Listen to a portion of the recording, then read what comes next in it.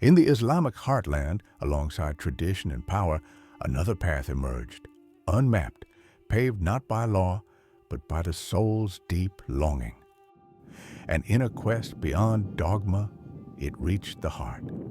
Those drawn to it spoke differently, not of fear, but of union, of all-encompassing love. Too radical for rigid scholars, too free for rulers seeking control, people began to call them the Sufis. For centuries, their way was often feared, teachings suppressed, writings sometimes burned. Why? Not for lacking truth, but because their personal experiential truth couldn't be easily owned or standardized. Yet their voices endured, alive in poetry, not dogma, shining through symbols, not just in temples. Their secrets echoed in verses and melodies. This is their story, the often forbidden wisdom of Sufism, a timeless narrative of love, light, and a sacred code within the soul. For the Sufi, religion was less a ladder to heaven, more a mirror reflecting God within. This changed everything. They didn't focus on fearing God. They yearned to love Him, feel His presence intimately right here. God wasn't a distant king demanding obedience, but the intimate beloved, known through love.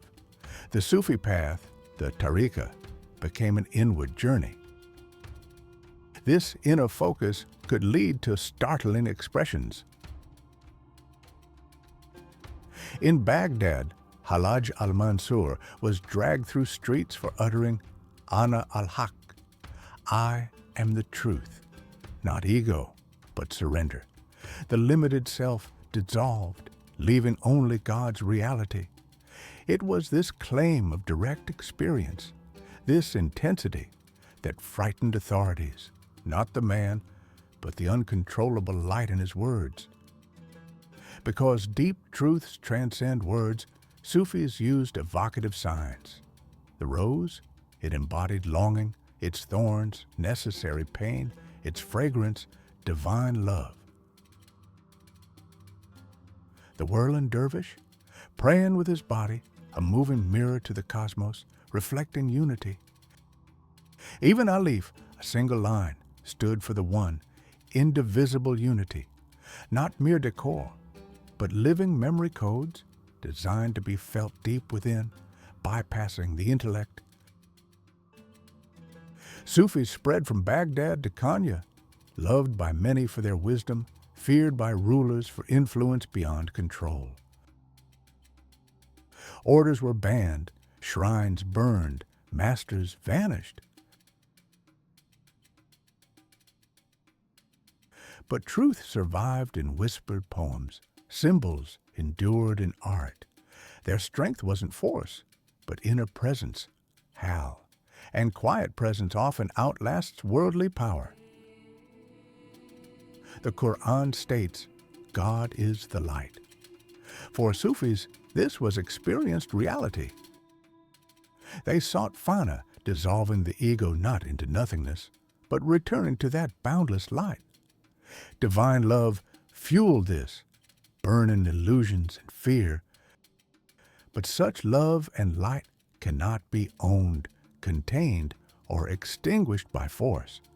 Empires tried to erase them, but failed. The essence was beyond their grasp. Today, their words echo. But do we grasp their sacrifice for divine love? Symbols remain, rose turning light. Their meaning needs rediscovery within us. Perhaps the quest lives quietly in you. Rumi said, the wound is where the light enters you. Could your longing be an opening? Which symbol calls? The rose, a leaf, the turning? If you feel a flicker, follow it. Let's walk this path, not just study it, together.